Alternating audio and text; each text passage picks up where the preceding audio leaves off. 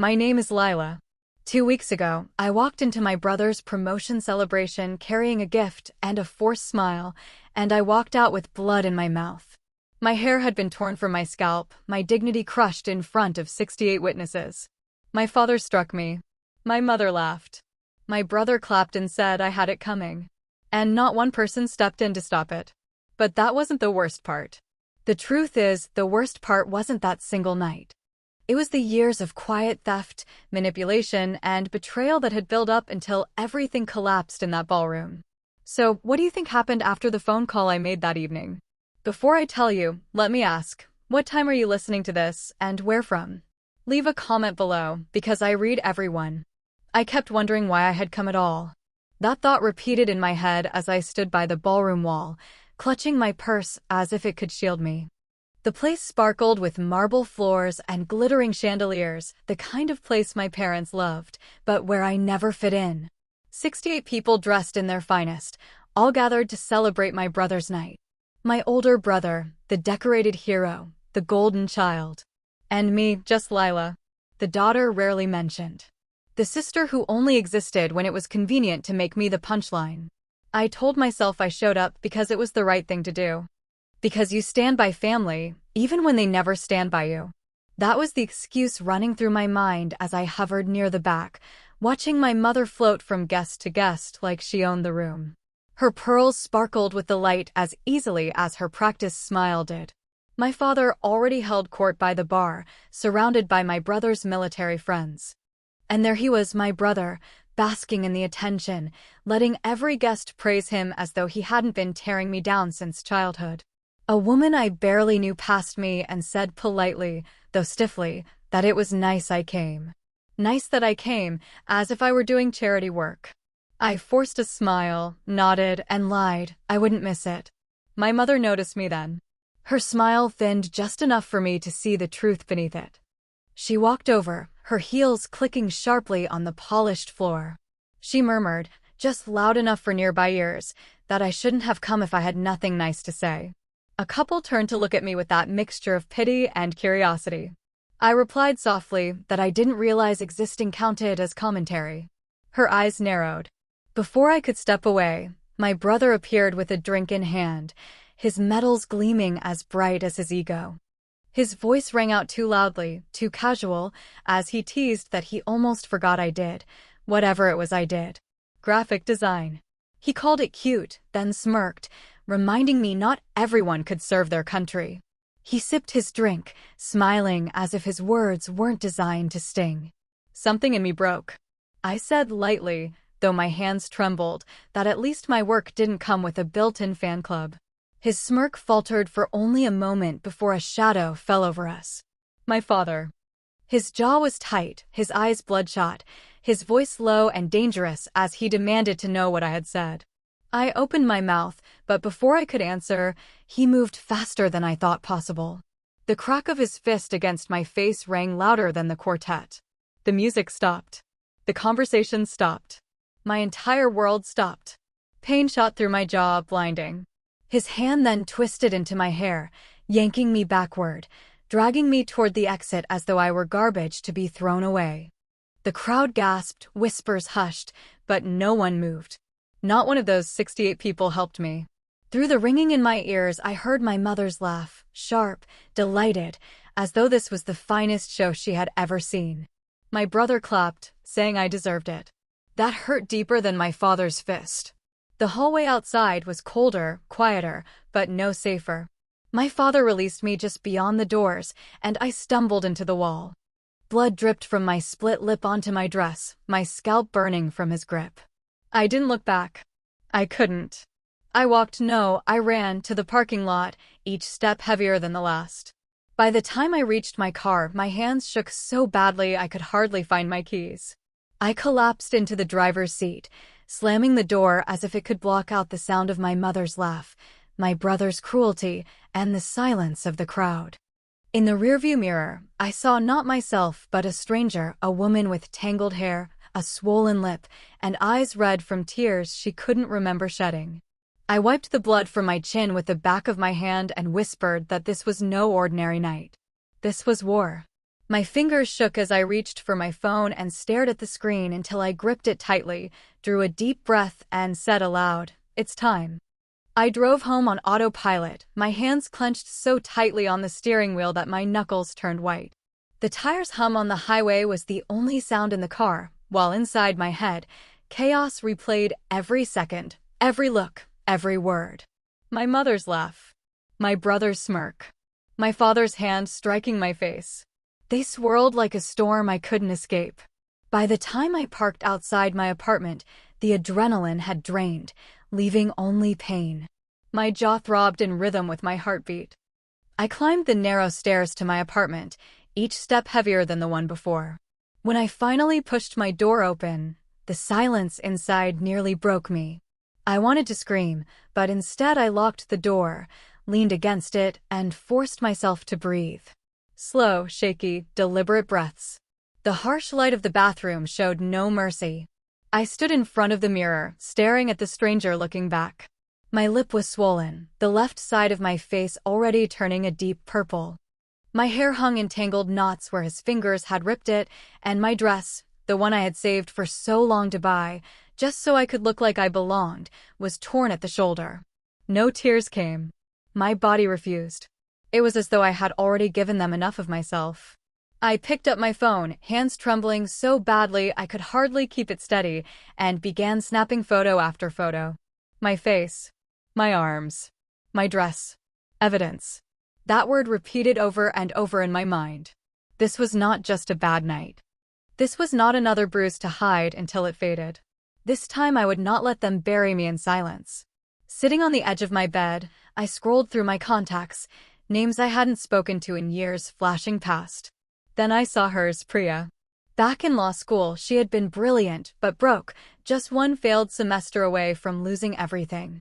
I had helped when no one else did, handing her my old textbooks, paying for meals, even covering part of her rent once. "You saved me," she had told me back then. Now she was one of the top attorneys in Austin. I pressed her name, listening to the phone ring 3 times before she picked up. Her voice was tired, but sharp with recognition.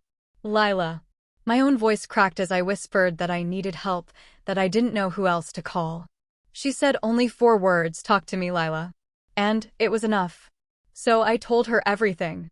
From walking into that ballroom to sitting alone in my car with blood on my dress and humiliation choking me, I left nothing out. No softening, no excuses. Only the raw truth. She didn't interrupt, not once. When I finally fell silent, throat dry as sandpaper, her voice came steady. She told me to come to her office the next morning. She promised me we would fix this. For the first time in years, I believed someone. When we hung up, I stared at the phone a long time before dialing again. This time, my landlord's number. Graham. A retired cop turned private investigator, a man who had always carried himself with quiet watchfulness. If anyone could help me stay safe and gather what I needed, it was him. I left a voicemail. "Graham, it's Lila. I need help. Urgent. Please call me back." Minutes later, my phone buzzed. A text. "You're safe. I'll dig." It wasn't much, but it felt like armor wrapping around me. I moved through my apartment slowly, washing the blood from my face, pulling on an old hoodie, wrapping ice in a dish towel for my jaw. The sting of the cold steadied me. I opened my laptop, attached the photos I had taken, and sent them to Priya. For a moment my fingers hovered, but then I pressed send. And when the email whooshed away, I realized my heart wasn't racing anymore. My hands weren't shaking. I wasn't numb. I picked up my phone, held it tight, and whispered, "They have no idea what's coming." Morning came far too soon. Sleep had been shallow, broken by flashes of his fist, the burning pain of his grip in my hair. Even a shower couldn't wash off the shame. I pulled on jeans and a loose sweater, clothes that made me blend into the background, and slid oversized sunglasses over my bruised face. My lip ached with every word I tried to form, but I didn't care. I had somewhere to be. The streets downtown were quiet that Saturday morning. Each step toward Elise's office made my heart pound harder than it had the night before. Anger and fear wrestled inside me, trading places, but I kept walking. I had told her I was ready. But was I? When I reached the glass doors of her law firm, my own reflection stopped me. A bruised woman, her chin lifted just enough to dare the world to strike again. The receptionist barely looked up before pointing me toward a corner office. Elise rose as soon as I walked in, crossing the room quickly. "Lila," she said, her voice low and steady, as if she had been waiting for me all night. She hugged me carefully, mindful of every bruise, then pulled back to look me in the eye. "Are you ready to burn it all down?" "I already did," I whispered, holding her gaze. "Last night, in my head." She gestured for me to sit, and I sank into the leather chair. For a moment we sat in silence before she asked me to tell her everything. And I did. Not just last night, I told her about being 14 and shoved against a wall for daring to talk back, while my mother laughed like it was a show. I told her about holidays where I was invisible, birthdays stolen by my brother's spotlight. I told her about my father dismissing me as a failure because I chose art instead of law, and about my mother mocking me in front of guests, calling my work little projects.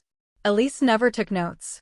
She simply listened, her hands folded, her face unreadable. Finally, I admitted the truth. This wasn't the first time he had hit me. The words lingered like smoke. But this time there had been 68 witnesses, and no one had intervened. Her jaw tightened. "That changes everything," she said firmly, leaning forward, her voice calm but laced with resolve. She laid it out: documentation, police reports, medical exams. Make it official. Then civil action. And if they tried to silence it, we would release every piece of evidence. "Someone in that ballroom filmed it," she reminded me. "We will find it." I blinked. "Release it to who?" "To anyone whose opinion matters to them," she answered without pause. "The army. Their colleagues. Their country club friends. Everyone who would care about their spotless image." The words felt like armor settling on my skin. Then she slid a plain white business card across the desk. "This is a trauma specialist.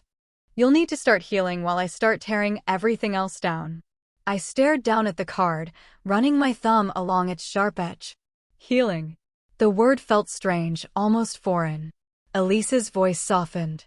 "Lila, you've been surviving in silence for too long. It's time you start living out loud." I gave a slow nod, my voice steady when I finally replied, "Do it." Walking out of her office, the sunlight struck me like a challenge.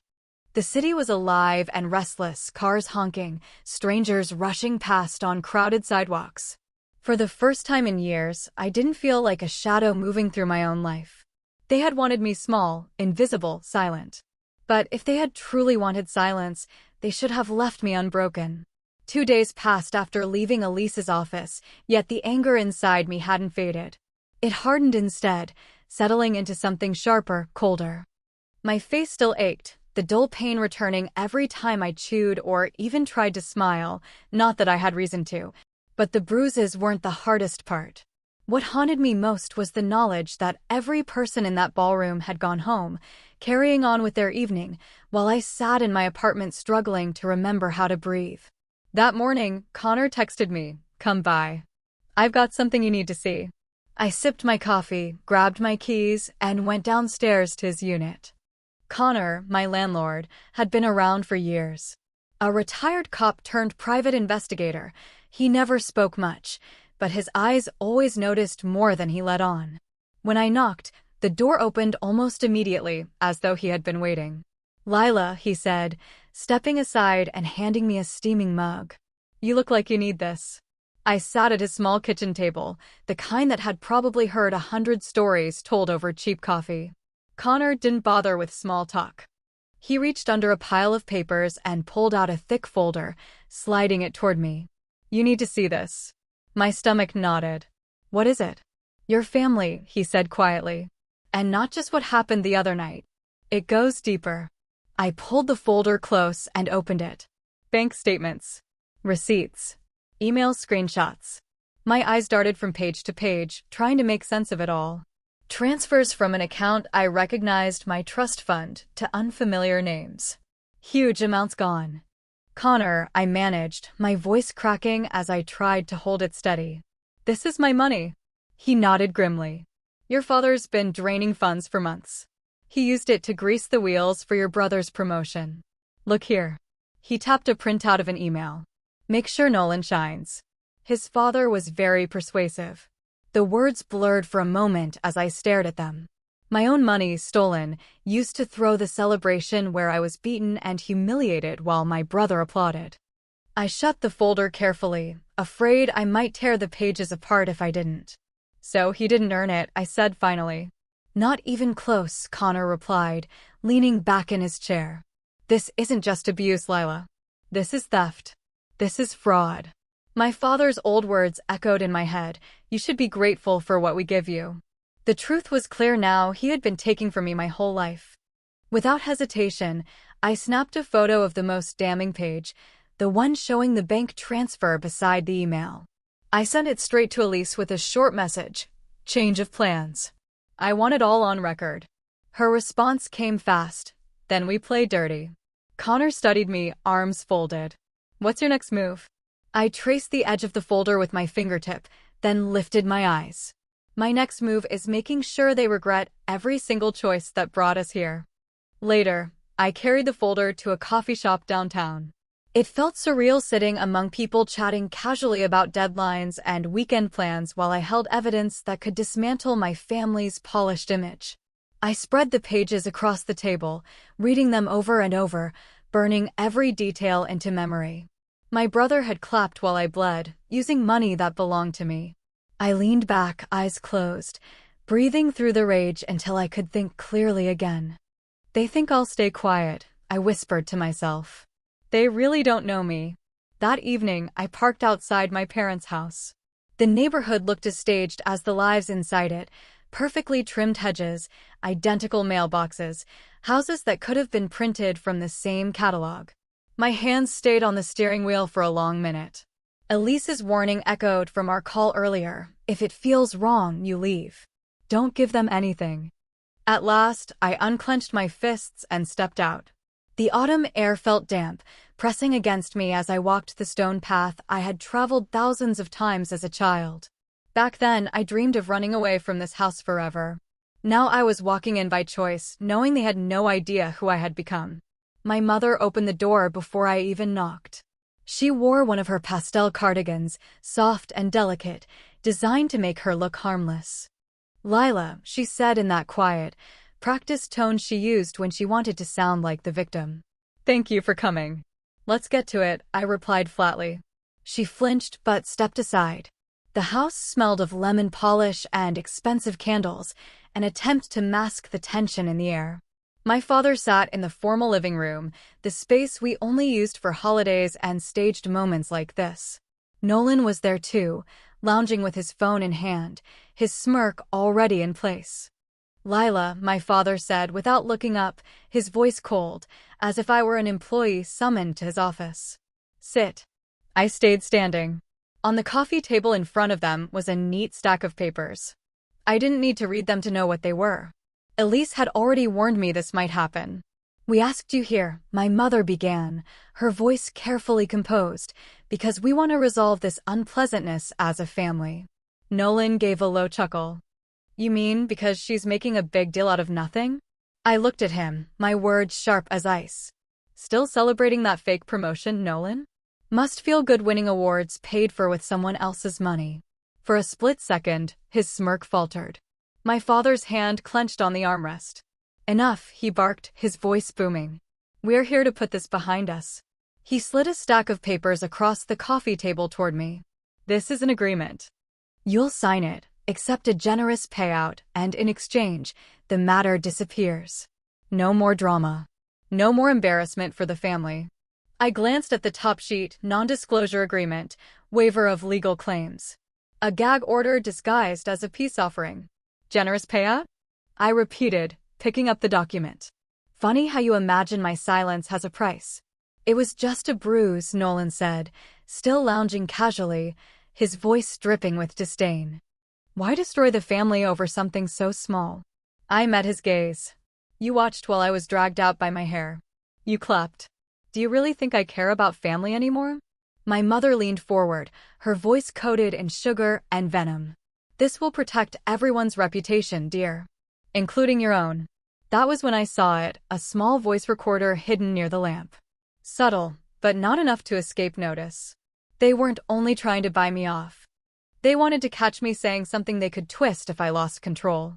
I set the papers back down carefully. Do you know what's funny?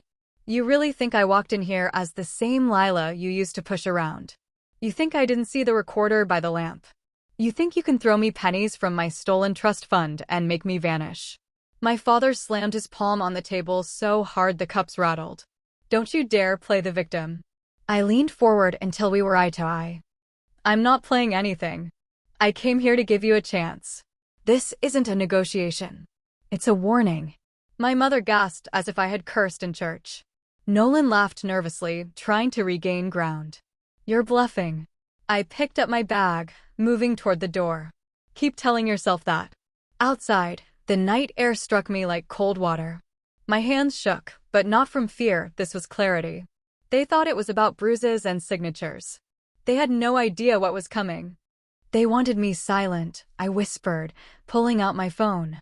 Instead, I called someone who makes noise for a living. The drive to the diner felt longer than it was. I rolled the window down an inch, letting the cool night air steady my breathing. This wasn't fear anymore. It was the calm that comes once you've passed the point of no return. They believed a stack of papers and a payout could erase everything. They had no idea who I was. The diner sat on the edge of town, a 24-hour place where the coffee was always bitter and the booths had aged decades past their prime. I pulled into the cracked parking lot and spotted Elise's car, with Connor's battered old truck a few spaces away, the same one he had driven back when he worked security for people like my father. Inside, the place was nearly empty.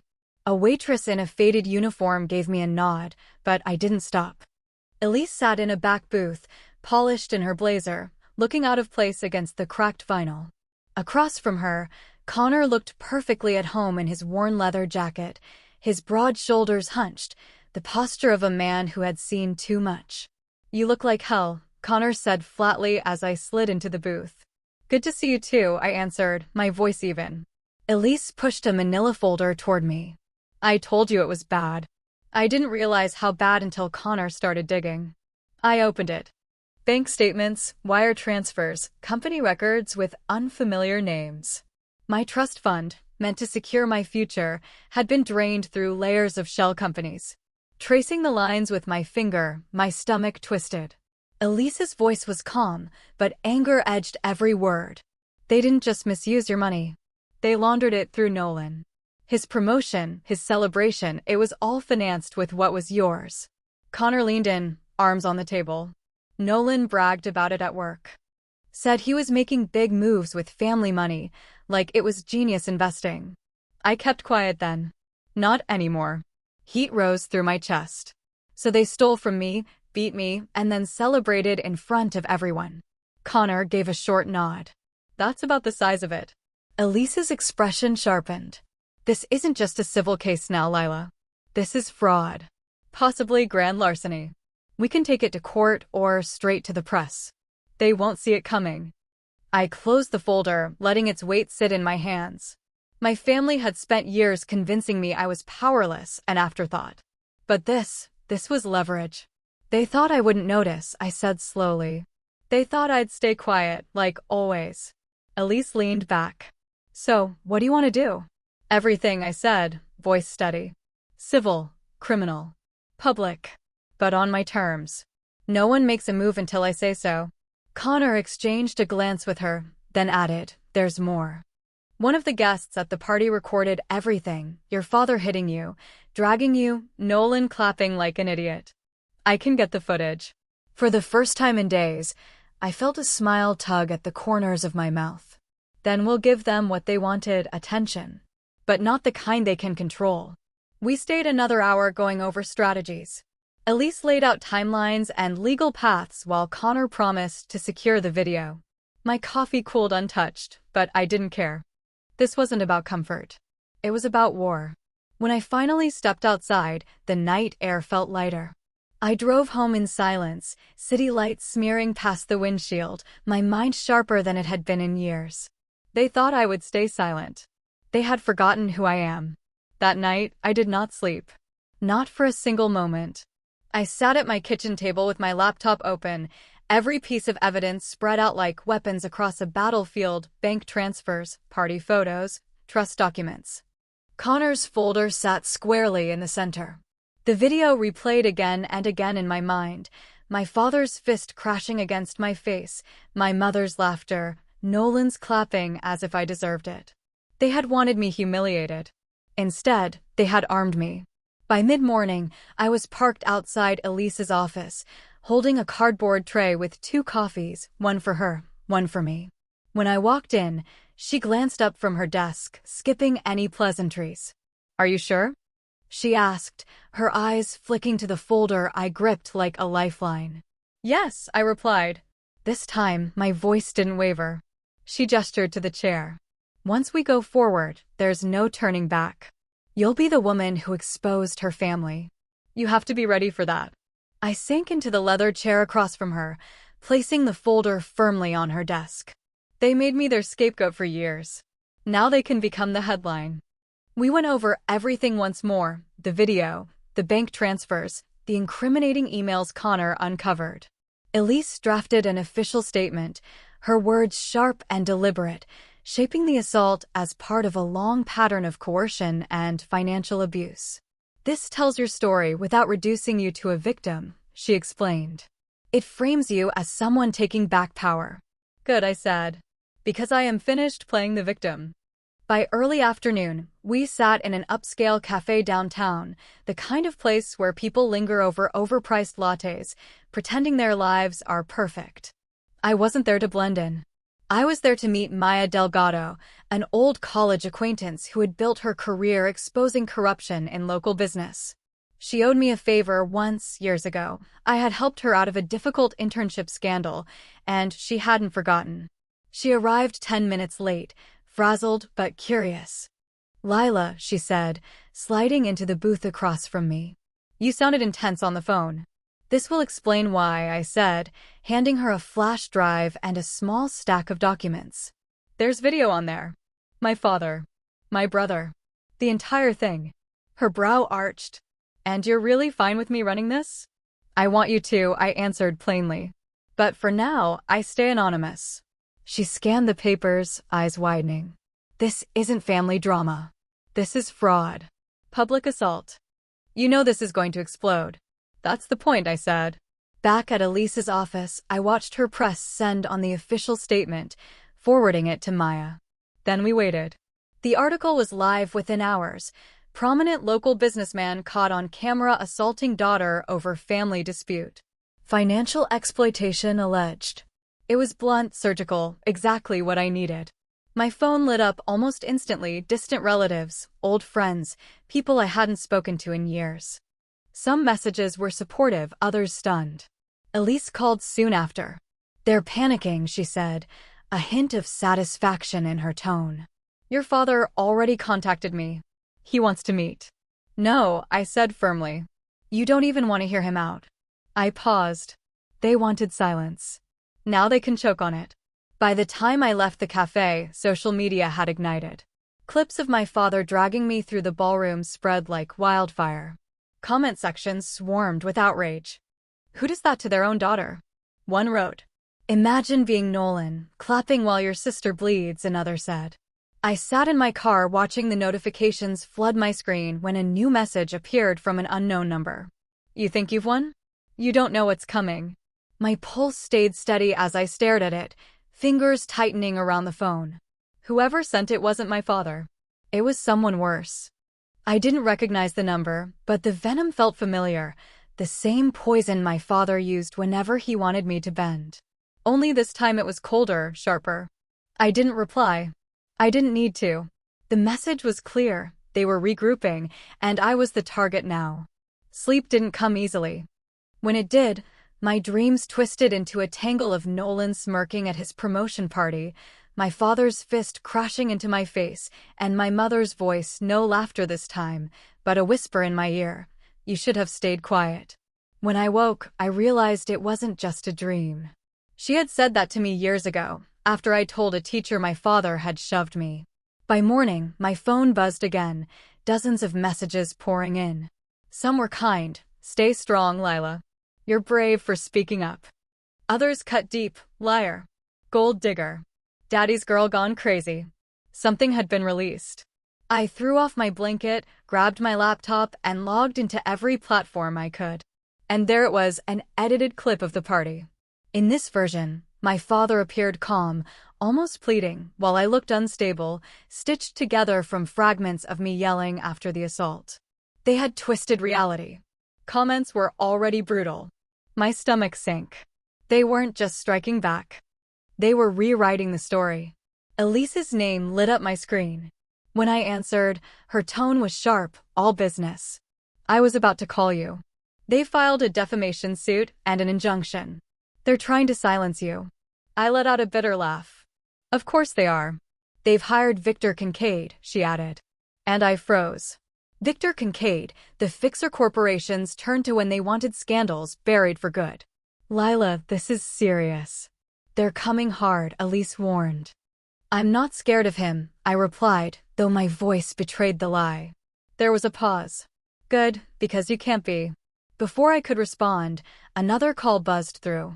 My mother. Against my better judgment, I answered. Lila, she said, and her tone alone told me this wasn't a call for peace. Mom, I said flatly. You've gone too far, she hissed. You've humiliated us beyond repair. Your father hasn't left his study. Nolan can't even show his face at work. You should have stayed silent. My hand gripped the edge of the counter, steadying me against the urge to scream. You watched him hit me. You laughed. And now you're angry at me for telling the truth. She exhaled sharply. You think this is about truth? Families like ours don't survive by being righteous. We survive by knowing when to shut up. My throat tightened, but I refused to let her hear me cry. Then I guess I'm done surviving. I hung up before she could answer. For a long moment, I stared at my reflection in the microwave door. My hair was still a mess. Faint bruises remained on my skin, but my eyes no longer belonged to the girl who begged for scraps of approval. They belonged to someone preparing for war. I drove straight to Elise's office, not bothering with makeup or even brushing my hair. She opened the door before I knocked. You look like you didn't sleep. I didn't, I admitted, dropping into the chair opposite her. What's our move? She slid a folder across the desk. First, we counter their injunction. Second, we widen the battlefield. If they want this public, we'll bring everything: the fraud, the stolen trust, the bribes. And the video. We're close, she said. Connor's contact should have the full footage soon. Once it's out, their edited version will collapse under its own lies. I nodded, but my mother's voice echoed in my head. You won't survive this. Elise leaned in. Lila, look at me. I did. You didn't come this far to let them bury you. They're lashing out because they're scared. That's all this is. I wanted to believe her. I really did. By the time I left, the sun was setting. I sat in my car watching the city lights flicker on one by one. My phone kept buzzing, but I ignored it. I already knew my next step. I scrolled to a number I hadn't dialed in years, one even Elise didn't know about, and pressed call. When the line picked up, I didn't waste words. It's time. Release everything. This wasn't revenge anymore. It was their collapse. Walking up the courthouse steps, I felt the weight of every whisper, every camera flash, every curious stare. They weren't looking at me like the family disgrace anymore. They were looking at me as someone about to rewrite the story. Elise was at my side, composed as ever, with Connor just behind us carrying the evidence he had spent weeks pulling together. Inside, the air was sharp with tension. My father sat stiffly at the plaintiff's table in a charcoal suit worth more than my car. Nolan was beside him, pale, the bravado from his promotion night gone. My mother wouldn't even look at me, her lips pressed so tightly together they had turned white. Remember, Elise whispered, they're already on the defensive. The judge entered. Silence fell. My father's attorney rose, projecting confidence. Your Honor, my clients have been defamed. Their reputations, built over decades, have been dragged through the mud by baseless accusations and a misleading video. Inside, my pulse thundered. Misleading? He dared to call my bruises, my torn hair, the witnesses misleading. Then Elise stood. Her voice was steel. Your Honor, not only do we reject their claims, but we present evidence that my client was the victim of physical assault, financial exploitation, and defamation, coordinated by the very people standing before you. Connor carried a thick binder forward. The judge nodded for her to continue. Elise flipped it open. Bank statements, emails, wire transfers. This trail proves that Mr. Beaumont used his authority over Lila Beaumont's trust to siphon hundreds of thousands of dollars into shell companies. Those funds bankrolled Nolan's career and the very event where my client was assaulted. Gasps rippled through the courtroom. Nolan shifted in his chair. My father's jaw tightened, though his face stayed rigid. The judge's brow furrowed. Are you prepared to substantiate these claims? Yes, Your Honor, Elise replied firmly. We have corroborating testimony from financial investigators and documentation from the companies involved. My father's lawyer stammered, irrelevant to the defamation case. No, the judge interrupted. It is highly relevant. If these records hold, this court must consider whether the plaintiffs themselves engaged in criminal conduct. These records are unsealed for review. That was when it happened, the sound I had waited for. Murmurs, gasps, whispers rushing through the gallery. Reporters scribbling frantically. And my father, for the first time in my life, looked like a man losing control. The court recessed for lunch. Outside, cameras swarmed. Elise had prepared me for this moment. She gave a small nod, and I stepped up to the microphones. My name has been dragged through the dirt for years, I said, my voice steady. I was labeled the problem child, the ungrateful one, the failure. Today, I reclaim it. This is not about a single night. It is about years of abuse, financial theft, and coercion. I will not be silenced. I will not be intimidated. Behind me, Elise handed our journalist ally a flash drive, the unedited video. Within an hour, it was everywhere. The footage showed everything, my father's hand striking me, his grip in my hair, Nolan clapping while I bled. No edits. No spin. Just the truth. By the end of the day, my father's company had lost 2 major contracts. Nolan issued a resignation, citing personal reasons. My mother still wouldn't meet my eyes. Later, back in Elise's office, she asked gently, "Do you feel satisfied?" I thought about it. It's not satisfaction, I said at last. It's freedom. Before I left, I pulled from my purse the necklace my mother had ripped from my neck at the promotion party. I fastened it back around my throat. This time, I whispered, "It stays." When I walked out into the cool evening, I felt lighter than I had in years. Some doors, once slammed, should never be opened again.